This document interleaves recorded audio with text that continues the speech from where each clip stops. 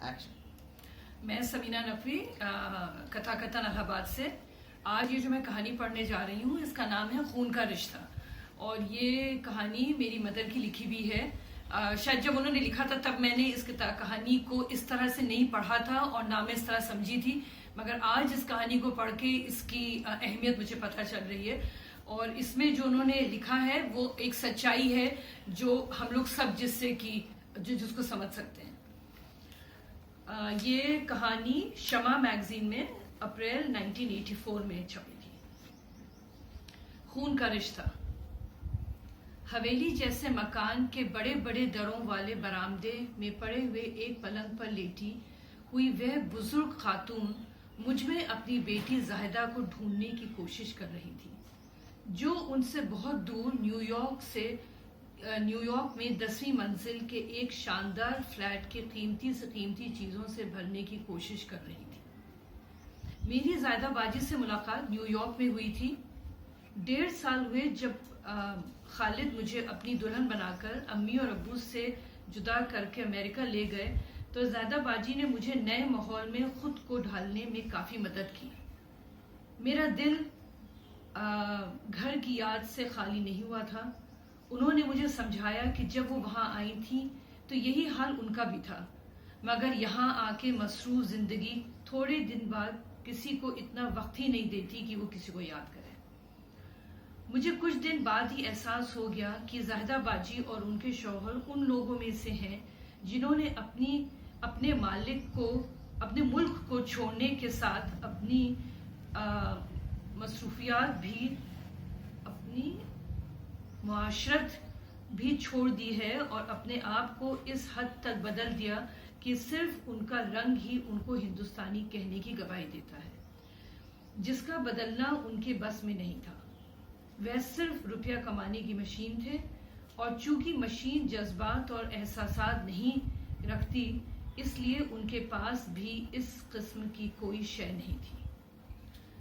میں لکھنؤ سے آئی تھی اور زاہدہ باجی کی والدہ بھی لکھنؤ کے پاس میں ایک گاؤں میں رہتی تھی، اس لیے مجھ سے زاہدہ باجی ذرا کھل کر مل لیتی تھی۔ ان کو اپنی والدہ سے بہت محبت تھی، ان کا یہی کہنا تھا، اور اس لیے وہ ہر مہینے ان کو اچھی رقم بھیجتی تھی تاکہ ہر طرح کا آرام ان کی ماں کو ملتا رہے۔ ان کے خالہ زاد بھائی اور بھاوج ماں کے ساتھ رہتے تھے جو وہاں کھیتی کرتے تھے۔ زاہدہ باجی کے دونوں بچوں نے اپنے ماں باپ کے سوا کسی اور رشتہ دار کو نہیں دیکھا تھا۔ ان کے خیال میں ان لوگوں کو وہاں جا کر تکلیف ہی ہوگی، طرح طرح کے جراثیم سے بیمار بھی ہو سکتے ہیں۔ اتنا روپیہ خرچ کر کے وہاں جائیں، اتنے میں یہاں تو بچوں کو عیش و آرام کی چیزیں دلوا سکتے ہیں۔ 1.5 سال بعد امی کی بیماری کی خبر سن کر جب خالو مجھے ہندوستان بھیجنے کو تیار کرنے لگے تو زاہدہ باجی ان کی بے خوفی پر بہت خفا ہوئی اور حیران بھی تھی۔ انہوں نے مجھے بہت سمجھایا کہ میں کوئی ڈاکٹر نہیں ہوں جو وہاں جا کر امی کے علاج کر دوں گی۔ وہ گرمی لکھنؤ جا کر میں اکیلی لکھنؤ جا کر عقل مندی نہیں کر رہی ہوں، مگر میں کیا کرتی؟ مجھے تو جب سے خط ملا تھا ایئر کنڈیشنز میں بھی گرم ہوا کا احساس ہو رہا تھا۔ زاہدہ باجی یہ بات بھی ہماری سمجھ میں نہیں آئی کہ میں روپیہ وہاں بھیج دوں جس سے اچھی طرح امی کا علاج ہو سکے۔ انہوں نے مجھے یہ بھی یاد دلایا کہ میں اپنے لیے موٹر خریدنے کا ارمان رکھتی ہوں، پھر بیکار آنے جانے میں روپیہ برباد کر کیوں تلی ہوئی ہوں، مگر میں آ گئی۔ چلتے وقت انہوں نے اپنی والدہ کا پتہ بھی دیا تھا کہ وقت ملے تو جا کر دیکھ آؤں۔ امی کے کمزور چہرے پر اپنی لاڈلی بیٹی کو دیکھ کر رونق آ گئی۔ ڈاکٹر کہنے لگے، مجھے معلوم ہوتا کہ ان کے آنے سے آپ اتنی بدل جائیں گی تو میں دواؤں کے بنا ان کو پہلے بلا لیتا۔ امی اٹھنے بیٹھنے لگی اور باتوں بات کرنے کے قابل ہو گئی۔ تب میں نے سوچا کہ میں زاہدہ باجی کی والدہ کو بھی جا کے ملاؤں، اور آج میں اسی کام سے نکلی ہوں۔ دیکھو بیٹا، وہ چھوٹی کرسیاں اور میز میں نے بچوں کے لیے بنوائی تھی۔ ان لوگوں کو تخت پر بیٹھنے کی کہاں عادت ہے؟ اس لیے سوچا تھا جب آئیں گے تو اس پر بیٹھ کر کھائیں گے۔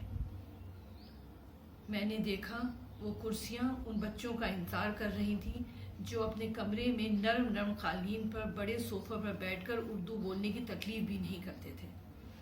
اور ہاں وہ دیکھو وہ امرود کا پیڑ کتنی دیکھ بھال کے بعد پھل دے رہا ہے۔ سوچا تھا گھر کا پھل ان کو کہاں نصیب ہوگا۔ میں سوچ رہی تھی اتنا اپناپن اور پیار جب ان کے حصے میں نہیں آیا تو یہ پھل کیا چیز ہے۔ شاید میرے آنے سے ان کے زخموں کے کانٹے کھل گئے۔ وہ درد بھرے لفظوں سے کہے جا رہی تھی بیٹا تم بھی لکھ دینا۔ میں لکھوا کر تھک گئی کہ بس ایک بار بچوں کو اور اسے دیکھ لوں۔ زاہدہ باجی کے بھائی بھاوج نے مجھ سے کہا کہ آپ بھی زاہدہ باجی کو خط لکھیے اور ان سے کہیے کہ ایک بار اپنی ماں سے آ کے مل لیں۔ اس لیے ایک دن میں نے ان کو خط لکھ ہی ڈالا، مگر اچانک ایک دن زاہدہ باجی کا کیبل آیا اور اس نے مجھے پریشان کر دیا۔ اس میں لکھا تھا کہ روپیہ لے کر میں فوراً ان کی والدہ کے پاس جاؤں، اگر ضرورت ہو تو روپیے دے دوں، وہ مجھے اور روپیے دے دوں اور مجھے نیو یارک میں واپس کر دیں گی۔ مگر گاؤں جا کر معلوم ہوا کہ زاہدہ باجی کی ماں کو لکھنؤ اسپتال میں داخل کر دیا گیا ہے۔ میں یوں ہی اسپتال گئی، باہر ہی زاہدہ باجی کے بھائی مل گئے۔ وہ پریشان تھے۔ ڈاکٹر نے جواب دے دیا تھا۔ میرے قدم بہت مشکل سے اٹھ رہے تھے۔ کمرے میں پہنچ کر دیکھا کہ سفید بستر پر ایک کمزور جسم پڑا ہے۔ نرس سرہانے کھڑی تھی۔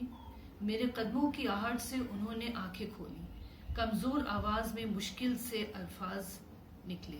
وہ بولی کیا بیٹی تمہاری باجی کا خط آیا؟ جی کل ہی آیا ہے۔ میں جواب دینے میں خود کو ان سے زیادہ کمزور محسوس کر رہی تھی۔ اچھا کچھ آنے کو لکھا؟ ان کی آنکھوں میں ہلکی سی چمک دیکھ کر میں ڈر گئی۔ میری زبان سے الفاظ نہیں نکل رہے تھے۔ میری سمجھ میں نہیں آ رہا تھا کہ میں کس طرح پرس میں پڑے ہوئے روپیوں کو انسان کی صورت میں بدل کر ان کی بیٹی ان کو دے دوں۔